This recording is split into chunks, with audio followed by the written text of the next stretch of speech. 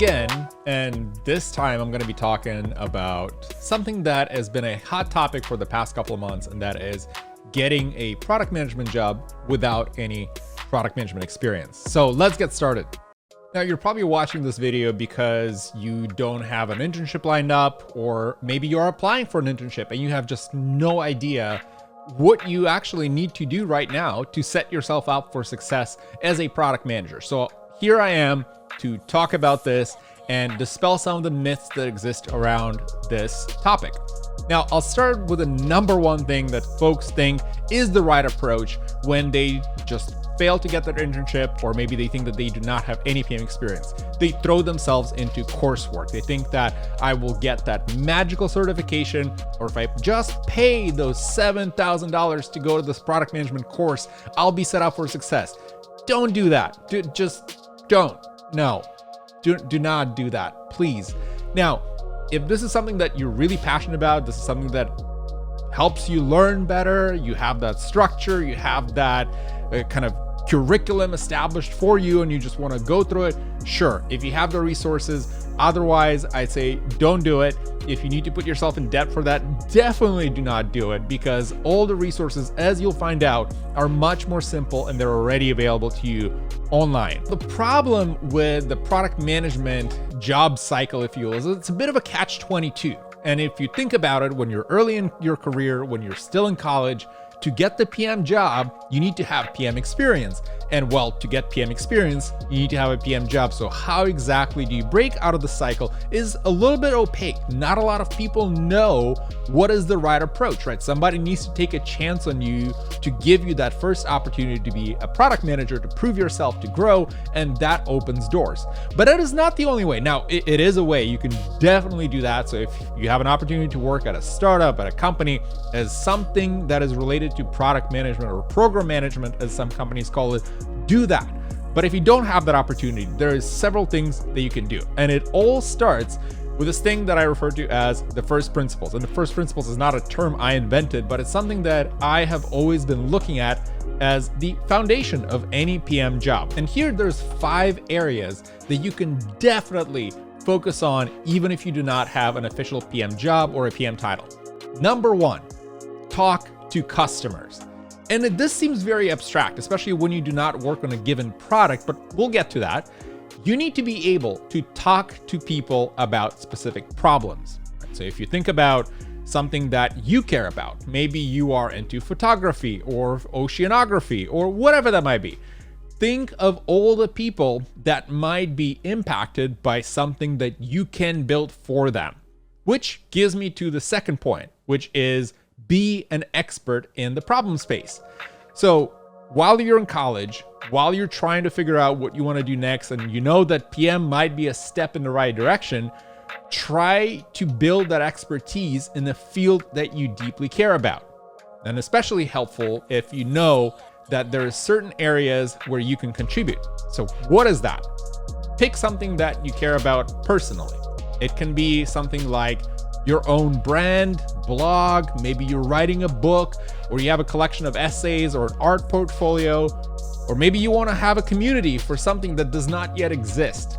You want to be the expert in that field and understand, well, what exactly do I need to do to make sure that I establish this, right? Like, what problems exist in this space? You are going to be that expert. The third thing here is being able to break down a big problem into smaller chunks. So say you now have some level of understanding of what the problem space is. You're not yet the expert, that's okay. Next thing that you need to do is be able to understand how do you split this big problem, this big vision that you might have thought about, into something that's much more consumable and easier to break down. It's very easy to say, just break down a problem into smaller chunks. It's much harder to do because you need to understand how these things can stand on their own. They're independent chunks, they're independent parts of the problem. So once you get good at that, the next thing that comes into play is your ability to prioritize and scope.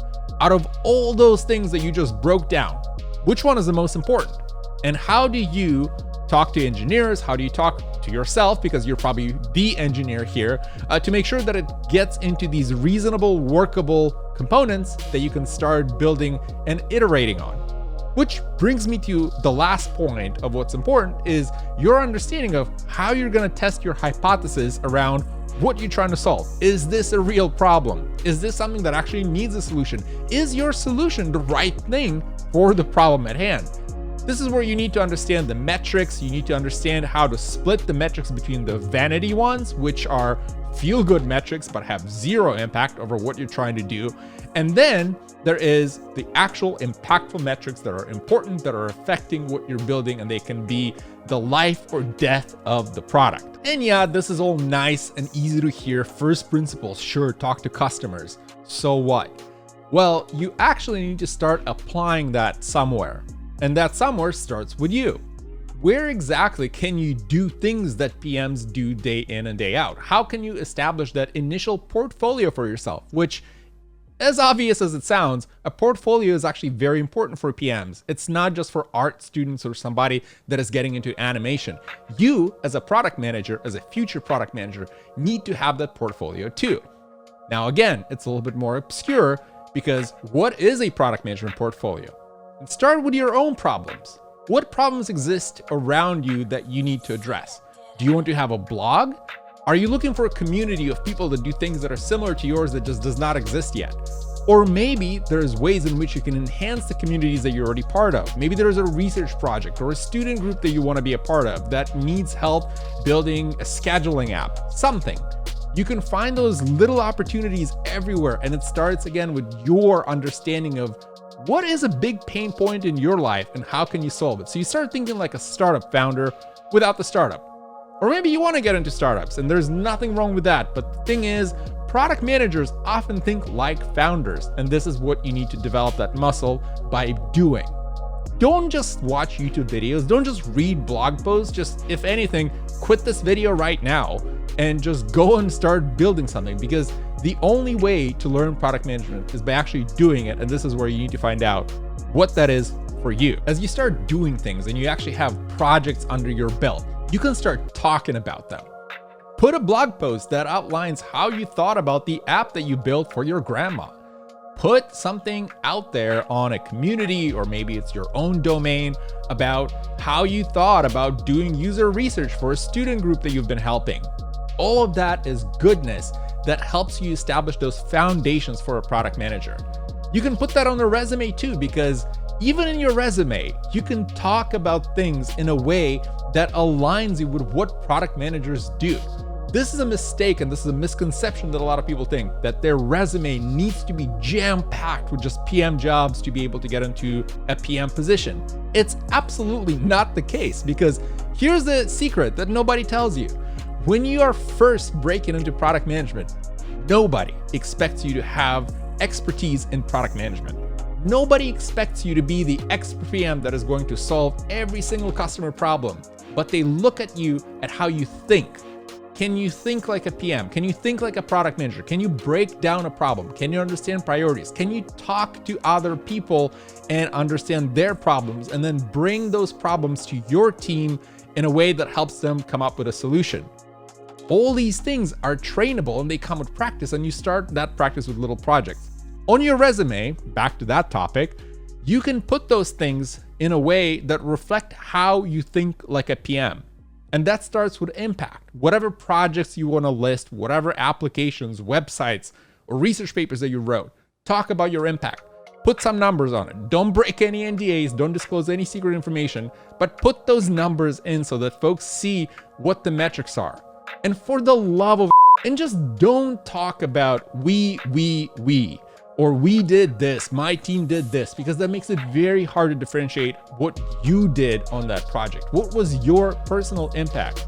Imagine you're a product manager and you're judged on what is the impact that you deliver to the product. So you want to talk about yourself. You want to emphasize your own contributions while still considering the factors like collaboration and talking with others and user research. So keep that in mind. And of course, don't forget to mention why you. What makes you the right person for the job? Maybe you have some unique knowledge. Maybe you are coming from a biology or healthcare background that makes you the perfect candidate for this health startup, the health company. You have those skills, you have those abilities, you have those angles that you can put into your resume. So make sure you include them when you're applying for more product management positions, whether again, it's internship or full-time, does not matter. It applies across the board. But as you can start framing the problem as to why am I the right PM and what data do I have to back it up, all of that can come from your personal projects, your personal efforts. It doesn't need to be massive. Nobody's going to be judging from the fact that you have 100 visitors a week to your blog instead of a multi-million-dollar company under your belt. Nobody expects you to have a multi-million company under your belt. Here's another secret. The 90% of the stuff that you do as a PM, you will learn on the job. This is actually not going to come from any books or videos or any courses, because only once you have that first job as a PM or doing PM-y things in the areas that I called out, you'll start figuring out what is the right way to communicate to people. How do you collaborate? How do you negotiate the right approach to the right priority? All these things you'll learn on the job. This is no video. I don't think if I ever think through my career as to how much stuff I learned in a classroom or through a YouTube video versus the things that I've learned by just doing it, it always will come down to you just doing the thing, and doing PME stuff is the way to get that experience. So make sure you're never in the rabbit hole of spending too much time watching training on PM instead of figuring out how you can apply that knowledge. And the last and most important thing, talk to other PMs. Do not be isolated. Just do not try and figure things out on your own or think that you've watched this video and now you know how to get that PM job. No, for all I know, what I just described applies to nobody, and you included. And in this case, what you want to do is talk to other people that are product managers that have been doing PME things, as I mentioned earlier, and get their experience. And we have the technology. Go to YouTube, go to Twitter, go to LinkedIn, find people that work at your dream company, your dream startup, and ask them for some time and just ask them questions about their experience as a product manager. What are they doing day in and day out? What are the biggest problems and challenges they encounter? Don't ask them for details on specific metrics, but ask them, how do they determine the right metric? I can guarantee you that there's going to be people that will reject that offer to talk to them, but there's also going to be people that will 100% accept it. So take that chance, talk to other PMs, and as a true PM would say, you need to aggregate as much data as possible, and that's the way to do that. And if you have more questions or thoughts, or you wanted me to take a look at your resume, feel free to look at that link in the description. I have my email there, so send me a note. Would be happy to chat, and good luck with your product management journey.